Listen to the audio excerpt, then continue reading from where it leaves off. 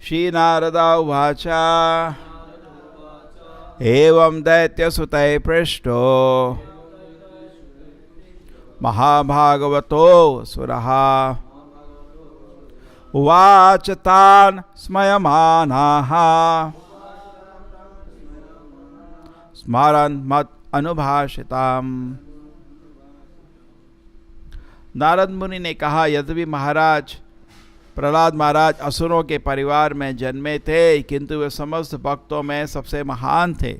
इस प्रकार अपने असुर सहपाठियों द्वारा पूछे जाने पर उन्होंने मेरे द्वारा कहे गए शब्दों का स्मरण किया और अपने मित्रों से इस प्रकार कहा।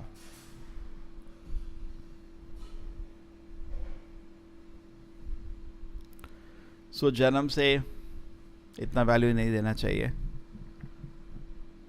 भगवद गीता में कृष्ण जी समझाते हैं, चातुर्वर्ण में आशिष्टम गुण कर्म विभागशः। जो चीज पर आधारित है, गुण और कर्म, जन्म नहीं लिखा। पता नहीं क्यों लोगों ने इतना वैल्यू दिया है जन्म को। बहुत लोग जन्म से अपने को ब्राह्मण मानते हैं, है ना।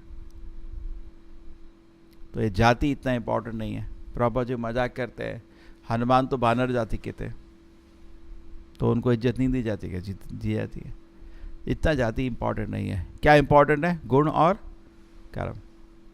अब प्रहलाद महाराज के लक्षण आप अगर देखेंगे तो एक महान भक्त के, तो उसको महान भक्त स्वीकार किया जाता है। उसका इज्जत ये लाखों करोड़ों जन्म के ब्राह्मणों से ज़्यादा है। इसमें चैतन्य चरितामृत फेमस इंस्टेंस सबको याद आता है। इसमें जो अद्वैत आचार्य ने हरिदास ठाकुर को श्राद्ध पात्र दिया था। श्राद्ध करके जनरली कस्टम है, लोग ब्राह्मण को बुला के उनको खाना खिलाते हैं। तो अद्वैत आचार्य ने हरिदास ठाकुर को बुलाया, तो हरिदास ठाकुर ने बोला, आप ये क्या कर रहे हैं? लोग तो आप पे हंसेंगे। मैं तो ब्राह्मण नहीं हूँ।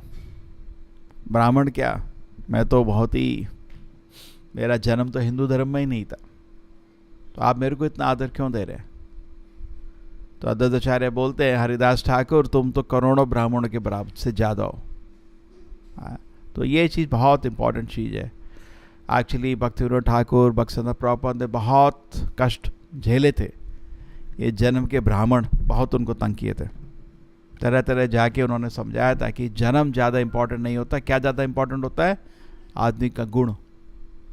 जैसे जन्म से कोई डॉक्टर नहीं बनता, जन्म से कोई ब्राह्मण भी नहीं बनता। उसको जन्मना जायते शूद्रा, जन्म से सब आदमी शूद्र ही होता है। संस्काराद भवे द्विजा, संस्कार के बाद जब उसके संस्कार डेवलप होते हैं तो उसके बाद उसको दीक्षा दी जाती है, द्विजा। वेद पाठान भवे द्विप्रा, जब गुरु के गाइडेंस में उनके नियम, उनके दिए गए नियम अनुसार जब वो वेद पढ़ता है तो उसको विप्र बोला जाता है। एंड देन ब्रह्म जानाति इति ब्राह्मण, उसके बाद जब उसको ब्राह्मण का दर्शन हो जाता है उसको ब्राह्मण बोला जाता है। तो ये बहुत अच्छा सिस्टम दिया है। और ये ब्राह्मण अभी कनिष्ठ वैष्णव है, वैष्णव के बराबर नहीं है। कनिष्ठ वैष्णव, कनिष्ठ अधिकारी, मध्यम अधिकारी, उत्तम अधिकारी। अच्छा ब्राह्मण पठन पाठन यजन याजन दान प्रतिक्रिया सब करेगा तो एक कनिष्ठ वैष्णव बनता है। फिर उसके बाद आगे जाके, क्योंकि ब्राह्मण को ब्राह्मण का ज्ञान होता है, विष्णु की आस्था है लेकिन अभी दर्शन नहीं है पूर्ण रूप से। लेकिन जब पूर्ण रूप से विष्णु की आस्था डेवलप हो जाती है तब उसको परम वैष्णव माना जाता है। तो कितना सुंदर है, ऐसा स्टेप बाय स्टेप स्टेजेस है। लेकिन पता नहीं कहाँ से लोगों ने ये बना लिया जन्म से ब्राह्मण। ये ठीक नहीं है, इसके क्वालिफिकेशन होना चाहिए। तो प्रहलाद महाराज जन्म से तो ब्राह्मण नहीं, ये कृष्ण का अरेंजमेंट है एक्चुअली सिखाने के लिए। देखो भाई, प्रहलाद महाराज का जन्म कहाँ है? दैत्यों में, तब भी परम वैष्णव है, उनको सब लोग आदर देते हैं। दूसरा चीज इधर प्रहलाद महाराज की सुरक्षा करी गई है। भगवद गीता में कृष्ण क्या बोलते हैं? कौन्तेय प्रतिजानीहि न मे भक्ता प्रणश्यति। अर्जुन ने जाके दुनिया में एक घोषणा कर दो कि मेरा भक्त हमेशा सुरक्षित रहेगा। और इधर आप देख सकते हैं कि प्रहलाद महाराज की सुरक्षा रखी गई। कृष्ण का अरेंजमेंट है कि उनका एक भक्त नारद मुनि आके उनको बचाए। हाँ, ये देवता लोग, जनरली देवता लोग ऐसा नहीं करते, पर देवता लोग को ये भय था कि हिरण्यकश्यप का जो बेटा है दूसरा भयंकर दानव होगा, तो वो सोच रहे थे पैदा होते ही इस दानव को मार देंगे। तो ये गलत काम था, और नारद मुनि ने, कृष्ण के अरेंजमेंट है क्योंकि अंतर्यामी तो भगवान ही है, खाली उनको सब मालूम है क्या हो रहा है। उन्होंने नारद मुनि को प्रेरणा दी, भाई जाओ मेरे भक्त को बचाओ। नारद मुनि आए और देवता लोग ये कुकर्म करने के लिए रेडी थे, लेकिन जैसे ही उनको नारद मुनि से ये ज्ञान प्राप्त हुआ कि ये जो बच्चा है महान भक्त है, वो उसको हत्या करने की जगह, कयादु को अरेस्ट करके बंदी बनाने की जगह, वो सब लोग कयादु को सरकम्बलेट किए और प्रहलाद महाराज को नमस्कार करके गए। तो प्रभुपाद जी से बोलते हैं सबसे इंपॉर्टेंट चीज़ है इसमें आली वैल्यू परंपरा की। को प्रभुपाद जी को पूछा एक प्रश्न, वो तरह तरह के लोगों से सुना था। एक कोई किताब आई थी वेस्ट में, व्हीकल ऑफ द गॉड्स, उसने भारत आके किसी अमेरिकन ने देखा था, भाई यहाँ तो देवता लोगों के सबके वाहन हैं अपने अपने, ठीक है। तो उसने भागवत में भी वाहनों का डिस्कशन है, रामायण में भी वाहन पुष्पवान है, करेक्ट, महाभारत में भी तरह तरह के विमान हैं, ट्रैवल हुए हैं। तो ये सब सुन के उसने एक किताब बनाई थी व्हीकल ऑफ द गॉड्स। तो किसी ने पूछा प्रभुपाद जी को जाके, ये इसके बारे में बता सकते हैं उनका टेक्नोलॉजी क्या था, उनका क्या टेक्नोलॉजी था। एक भक्त ने पूछा क्योंकि इन लोगों से बात कर रहा था, उसने भी ये किताब पढ़ ली। तो प्रभुपाद जी क्या टेक्नोलॉजी था उनके पास? तो प्रभुपाद जी ने एक क्षण में आंसर दिया, वैदिक टेक्नोलॉजी मीन्स गुरु परंपरा, बस आगे बात ही नहीं। दैट्स वैदिक। वैदिक टेक्नोलॉजी का क्या मतलब है? गुरु परंपरा। ये जो टेक्नोलॉजी है, ये जो ज्ञान है, ये किसी ने आविष्कार नहीं किया है ऐसा बैठ के कुछ, मतलब अभी क्या होता है साइंटिस्ट लोग के लैब में बैठ के ये मिला है वो मिला है, फुक ये हो गया, एक टेक्नोलॉजी बन गया, ऐसा बना ना सारे का सारा। लेकिन वैदिक टेक्नोलॉजी ऐसे नहीं, ये तो गुरु परंपरा है, तो सुना है। कृष्ण ने ये गुरु परंपरा में सारी वैदिक टेक्नोलॉजी आती है। वैदिक टेक्नोलॉजी कोई आविष्कारित चीज नहीं है, लेकिन आचार्य लोगों ने वो प्रिजर्व किया है जो एक्चुअली चाहिए। हमको क्या चाहिए कलयुग में? भगवत धाम जाने के लिए उतना बताया है। अब ये नहीं अगर भाई पानी में कैसे चलना है, हवा में कैसे उड़ना है, कैसे विमान बताना है, ये चीज़ देखिए कृष्ण के अरेंजमेंट के अनुसार ये चीज़ बची नहीं है दुनिया में। थी ये सब है एक्चुअली। बोलते हैं जब भारत में ब्रिटिश लोग आए थे तो बहुत सारे संस्कृत ग्रंथ उठा के ले गए, और इन ग्रंथों को लोगों ने समझ के थोड़ा थोड़ा आविष्कार भी किए, लोग बोलते हैं ऐसा। बट द पॉइंट ये है सब कुछ था एक्चुअली, सारे शास्त्र है, विमान शास्त्र था, अस्त्र शास्त्र था, युद्ध कैसे करना है, तरह तरह के थे चीज़ें। लेकिन कृष्ण के अनुसार ये चीज़ें लुप्त हो गई हैं, बिकॉज इन चीज़ों को अभी जरूरत नहीं है। मेन चीज़ अभी वैकुंठ धाम जाने के लिए कलयुग में जो चीज़ चाहिए वो भगवान खुद अरेंज करके रहते हैं। इसको आप ध्यान से देखिए। चैतन्य महाप्रभु खुद 500 साल पहले आके, बिकॉज अगर किसी आदमी को सोचो है कि मेरे को भगवान का ज्ञान प्राप्त हो, मेरे को जीवन का सफलता मिले, तो भगवान का ये रिस्पॉन्सिबिलिटी बनता है उसके लिए अरेंजमेंट रखने का, करेक्ट। तो देखिए चैतन्य महाप्रभु आके जो जो चीज़ चाहिए करके गए। गोस्वामी लोगों को बोल के ये थोड़ा किताबें लिखो, ठीक है, उन्होंने लाखों श्लोक लिखे। हर गोस्वामी ने पूरा ज्ञान को ब्लैक एंड वाइट क्लियर, भक्ति कैसे भगवान की भक्ति करके हम कलयुग में वैकुंठ धाम जा सकते हैं, क्लियर लिख के गए। उसके बाद चैतन्य महाप्रभु ने वृंदावन को एक्सकेवेट किया, बहुत जरूरी है, करेक्ट। खुद आए, उसकी वजह से मायापुर का डेवलपमेंट हुआ। और एक कलयुग में कैसे भगवान का भक्ति करना है खुद एक उदाहरण दे के चले गए, इसलिए वो युग गुरु कहलाते हैं उनको, खुद उदाहरण। न धर्म न जन्म न सुंदरीम कविता जगदीश काम ये ममा जन्मनी जन्मनी शरीर भवताज भक्ति हेतु की तुई। ये बोलना आसान है, खुद उसका उदाहरण देखे गए। ऐसा होना का देखो, कुछ नहीं चाहिए, खाली कृष्ण चाहिए। पूरी रात चैतन्य महाप्रभु भगवान के विरह में हम तो उसको डिस्कस भी नहीं कर सकते, कितना पेन एक्सपीरियंस करते थे। एग्जाम्पल, भाई ऐसे रहो, तुम तो इंद्रिय भोग के विरह में तड़पते हो, भगवान के विरह में तड़पना सीखो, तब भगवान के चरण प्राप्त होंगे। तो ये जरूर है कि कैसे जो चीज़ चाहिए, ये एक विश्वास होना चाहिए आपको भगवान के अरेंजमेंट में है। प्रभुपाद जी बहुत बारी बोले थे, जो ज्ञान आपको चाहिए भगवत धाम जाने के लिए, मैंने अपनी किताबों में दे दिया। अभी क्या होता है कि प्रभुपाद जी ऋषिकेश गए थे, तो ऋषिकेश जाके उन्होंने एक भक्तों को बोला कि मेरे को वृंदावन ले चलो, अब मैं शरीर छोड़ने वाला हूँ। ये हम प्रभुपाद के डिसअपीयरेंस डे में गए थे ना वृंदावन, तो वहाँ प्रभुपाद जी के शिष्य लोग सब इकट्ठे थे। बहुत अच्छा टाइम है वो जाने का वृंदावन, बिकॉज प्रभुपाद जी के बारे में सुनने के लिए सबसे अच्छा टाइम है। क्यों? अपीयरेंस डे में आपको सब लोग वितरित रहते हैं बिकॉज जन्माष्टमी के कारण, लेकिन यह कार्तिक है, वृंदावन में कृष्ण का अरेंजमेंट है, उसमें सब भक्त लोग इकट्ठे रहते हैं। खाली 4 मिनट दिया था एक डिसाइपल को बोलने, खाली 4 मिनट, और लाइन लगा था। भक्त चारों महाराज सारा लोग क्यू में खड़े थे, क्यू में 40-50 लोग प्रभुपाद शिष्य, और जो प्रभुपाद जी के साथ थे तो वो बता रहे थे कि जब प्रभुपाद जी ने ये बोला तो सब लोग बहुत दुखी हो गए थे कि मैं शरीर छोड़ने वाला हूँ, वृंदावन चलते हैं। तो प्रभुपाद जी ने बोला क्यों दुखी हो तुम? उन्होंने सुबह सुबह ऋषिकेश में सबको बुलाया, कुछ लोग रो रहे थे, कुछ लोग बहुत दुखी थे, इतना स्नेह था। आचार्य मतलब बहुत स्नेह होता है, करेक्ट?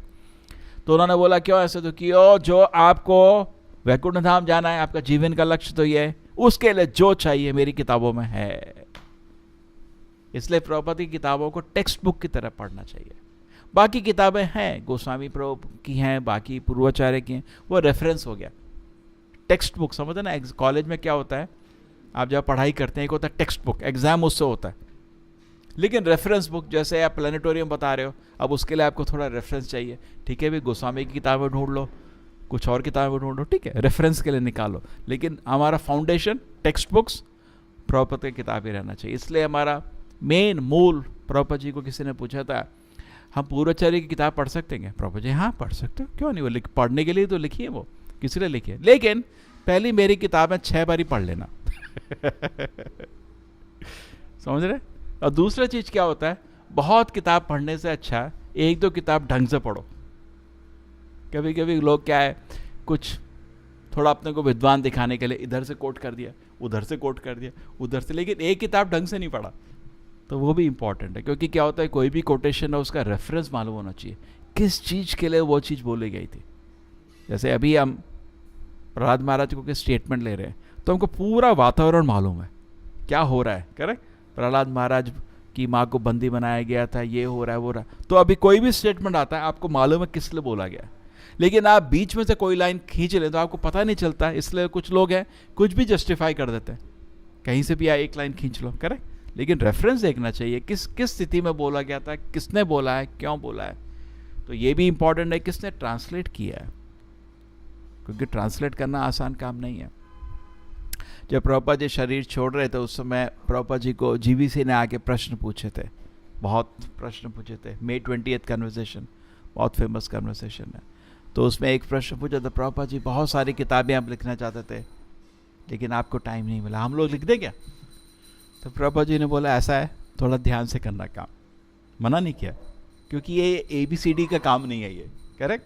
थोड़ा इसमें दर्शन चाहिए होता है, आपको रियलाइजेशन चाहिए होता है। प्रभुपाद जी ने बोला लोगों को मेरी किताबें अच्छी इसलिए लगती हैं क्योंकि मेरे को ये रियलाइज्ड है, मतलब जो बोल रहे हैं उसको मानते हैं।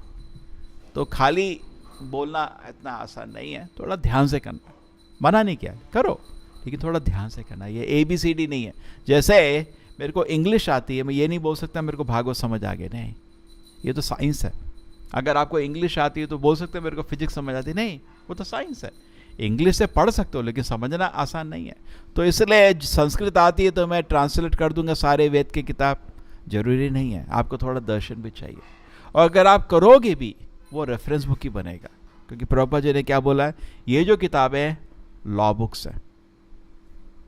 जैसे प्रभुपाद की एक चैतन्य चरितामृत में एक जगह प्रभुपाद लिखते हैं, शाम को सारे मंदिरों में 3 घंटा हरिनाम होना चाहिए। जब अद्वैत आचार्य के घर में कीर्तन होता था ना, चैतन्य महाप्रभु 3 घंटे नाचते थे हर दिन।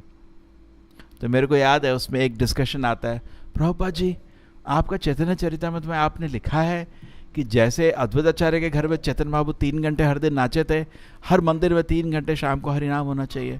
प्रभुपाद जी बहुत मुश्किल है। बोलते हाँ अभी तो टेस्ट नहीं है, चलो 1 घंटा करो। लेकिन उनके शब्द आदेश बन गया ना मूवमेंट के लिए। तो कोई आपसे ट्रांसलेट करेगा, आदेश दे सकता है क्या? आदेश नहीं दे सकता। वो फिलॉसफी हो सकता है, उसके अनुसार आदेश नहीं दे सकता। ये किताबें बहुत, प्रॉपर्टी किताबों का बहुत स्पेशल पोजीशन हो जाता है। एक जगह प्रभुपाद जी बोलते हैं चैतन्य चरितामृत में, हर मंदिर में, उसमें को परपट में, हर मंदिर में ऐसा जरूरी है कि भगवान के सोने का अरेंजमेंट होना चाहिए, खाट लगाओ उनके सोने के लिए। परपट में चैतन्य चरितामृत, उधर कुछ बात ही नहीं हो रही, एक स्टेटमेंट, वो आदेश हो जाता है। प्रभुपाद किताबों में जो चीज़ लिखती है वो 10,000 साल के लिए पास आदेश हो जाता है। हम लोग आदेश नहीं लिख सकते। अगर आप सपोज कोई किताब को ट्रांसलेट करोगे या लेक्चर्स हो गए, आदेश करने की आपको कौन अनुमति दे रहा है? हाँ सारा मूवमेंट में ऐसा होना है, कोई फॉलो नहीं करेगा आपको। समझ रहे हैं? तो ये किताबों की वैल्यू बहुत स्पेशल है। लेटर में जो चीज़ होती है वो हो सकता है पर्सनल ऑर्डर है, लेकिन किताबों में जो चीज़ है वो पब्लिक ऑर्डर, इस इस्कॉन मूवमेंट के लिए। तो इस तरह समझना चाहिए, किताबों की बहुत वैल्यू है। तो इन किताबों से हमको क्या पता चलता है? ज्ञान, गुरु परंपरा। मनुष्य के 4 लिमिटेशंस हैं। हमारी भौतिक इंद्रियों के चार तरह से हमारी इंद्रियां सीमित हैं। श्री श्री राधा गोविंद की एक तरह से सीमित हैं कि इंद्रियां सब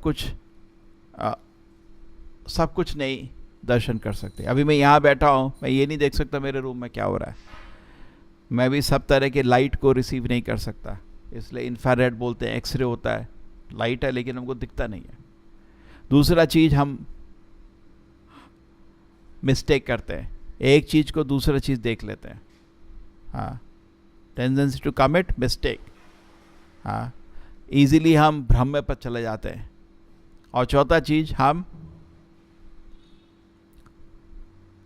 cheating propensity to make mistake, senses are limited, get into illusion and cheating propensity. ये 4 को विस्तार से उल्लेख कर सकते हैं इधर, लेकिन मेन पॉइंट ये है कि ये 4 चीज़ों से सीमित होने के कारण शास्त्र बोलते हैं कि मनुष्य सत्य को जान नहीं सकता अपने अनुसार, इसलिए वो गुरु परंपरा के अनुसार ही, शब्द के अनुसार ही सत्य को जान सकता है।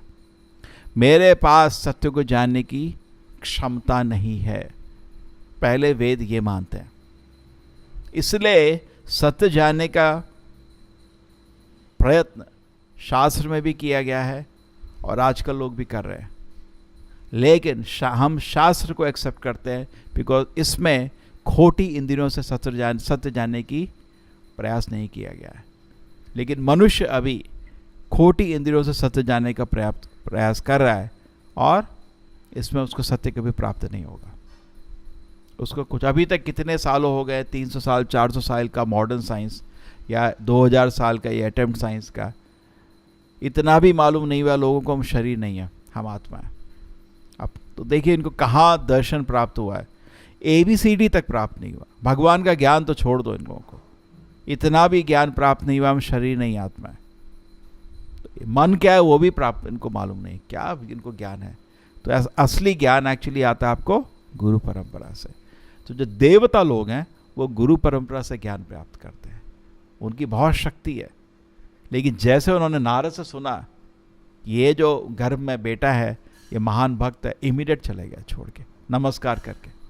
सोचो एक क्षण है कि उस बच्चे को मारने का प्रयास कर रहे हैं, और जैसे पता चला कि ये बच्चा एक दानव नहीं है, हिरण्यकश्यप का जो बेटा कयाधु के पेट में, वो एक महान भक्त है, जैसे उनको पता चला इमीडिएटली नमस्कार करके सरकम्बुलेट करके चले गए इमीडिएटली।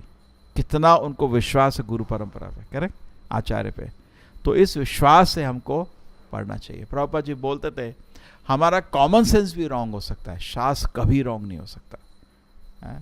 इसलिए प्रभुपाद जी का जो विश्वास था शास्त्र पे, आप परपट पढ़िए तो दिखता है कितना विश्वास था। कोई भी चीज़ जो शास्त्र के विरुद्ध थी प्रभुपाद जी ने कभी एक्सेप्ट नहीं किया। ठीक है, गुरु साधु शास्त्र ये पैरेलल चलते हैं। जो असली गुरु है वो पब्लिक को शास्त्र पर विश्वास दिलाता है, और उसका आचरण शास्त्र के अनुसार देख के हमको उस पर भी विश्वास आता है। एक दूसरे को ये लोग सपोर्ट करते हैं। और जो साधु है वो भी हमेशा, जैसे चैतन्य महाप्रभु एक भक्त के रूप में है, जब भी कुछ बोलना चाहे किसी को पहले शास्त्र से कोटेशन देते थे। उनको तो सब दर्शन है, उनको तो जो बोले वही शास्त्र हो जाता है। नहीं, हमेशा शास्त्र के हिसाब से कोटेशन दिया। बहुत लोग बोलते हैं ये आदमी भगवान है, शास्त्र दिखाओ। शास्त्र में दिखाओ कहाँ लिखा है। शास्त्र में भगवान के नाम भी दिए, जब जब भगवान का अवतार होगा, भगवान के लक्षण भी दिए। दिखाओ भाई कौन से लक्षण हैं जो भगवान के उसमें मिलते हैं। लक्षण होते हैं, उनके शरीर में लक्षण होते हैं, हाथ पैर में लक्षण होते हैं। हाँ, उनका रूप का, जितने भी भगवान के अवतार हैं, जैसे कलयुग में जो अवतार थे ऑलरेडी लिखे थे और वैसा ही हुआ है। कलयुग में बुद्ध के बारे में लिखा था, आएंगे भविष्यति चिकितेषु भविष्यति, वैसे ही आए। उनका मिशन लिखा था, वैसा ही हुआ। उनके माँ बाप का नाम लिखा था, वही हुआ। चैतन्य महाप्रभु के जन्म स्थान को शास्त्र में लिखा है, उनके माँ बाप का नाम लिखा है, उनका क्रिया लिखा है, वैसा ही था। अभी नेक्स्ट है काल के अवतार जो आएंगे 4 लाख साल बाद। अभी नहीं, कुछ पाखंडी घूम रहे हैं, बोल रहे हैं मैं कालकी हूँ। कालकी का शास्त्र में लिखा है 4 लाख साल बचे हैं, अभी 4,27,000 साल अभी बचे। उनका जन्म स्थान भी दिया है संबलपुर, उनके पिताजी का नाम दिया है विष्णु यशी। तो अगर आप मूर्ख बनना चाहते हो बनो, अगर आप शास्त्र से सुरक्षित रहना चाहते हो तो शास्त्र में सब कुछ दिया है, कोई गलती नहीं होती। और उसके बाद उनकी क्रिया भी दी है, कैसे वो जितने दानव लोग हैं उनको मारेंगे और दोबारा से सत्युग का स्थापना करेंगे। ना तो क्रिया मिलती है आजकल के इन भगवानों में, ना उनका नाम मिलता है आपको। कितने लोग हैं, ये भगवान है वो भगवान है, नाम दिखाओ शास्त्र में, नहीं मिलेगा। उनकी क्रिया नहीं मिलेगी, ना ही उनका रूप का वर्णन। और वैसे भी भगवान, जब भी भगवान आते हैं बहुत सुंदर होते हैं, इतने सुंदर। कृष्ण कितने सुंदर थे कह रहे। और आजकल के इन लोगों के भगवान इतने भद्दे दिखते हैं मेरे को कहाँ से सुंदर दिखते। भगवान राम कितने सुंदर थे कह रहे, भगवान कृष्ण सुंदर थे। भगवान षडैश्वर्य पूर्ण होते हैं, उसमें से एक होता है सुंदरता, है। इनके भगवान इतने भद्दे लगते हैं और कितने यंग। भगवान कृष्ण भगवान राम कभी बुढ़ापा नहीं दिखाया, और कितने यंग दिखते थे। किसी रूप से बैठता नहीं है, लेकिन लोग ज्ञान से। इसलिए अगर आपको असली ज्ञान प्राप्त करना है, हमेशा गुरु परंपरा से प्राप्त करिए, तो आप कभी आपको धोखा नहीं होगा। तो आप देख लीजिए देवता लोग कितने शक्तिशाली है, बहुत शक्तिशाली है। हम उनके सामने कीड़े भी नहीं है, इतने शक्तिशाली हैं देवता लोग। लेकिन जैसे ही उन्होंने नारद मुनि से सुना कि ये तो भक्त है, इमीडिएट मान लिया। तो इसीलिए आप अगर सुरक्षित रहना चाहते हैं और असली आध्यात्मिक प्रगति करना चाहते हैं, तो मन से नहीं काम करिए, शास्त्र के अनुसार करिए। उसको बोलते हैं शास्त्र चक्षुहु। बिकॉज शास्त्र में ये जो 4 खोड बनाए थे मैंने, नहीं होते। शास्त्र में ऑथोरिटीज के स्टेटमेंट होते हैं। शास्त्र मतलब स्टेटमेंट बाय ऑथोरिटीज, बहुत महान ऑथोरिटीज हैं। नारद मुनि 12 महाजन भागवत में बोले गए, 12 महाजन भागवत में आके ज्ञान देते हैं। तो बड़े बड़े ऑथोरिटीज का ज्ञान है, उसको आप सुनेंगे तो आपका प्रगति निश्चित है। श्रील प्रभुपाद की, श्रीमद् भागवतम की।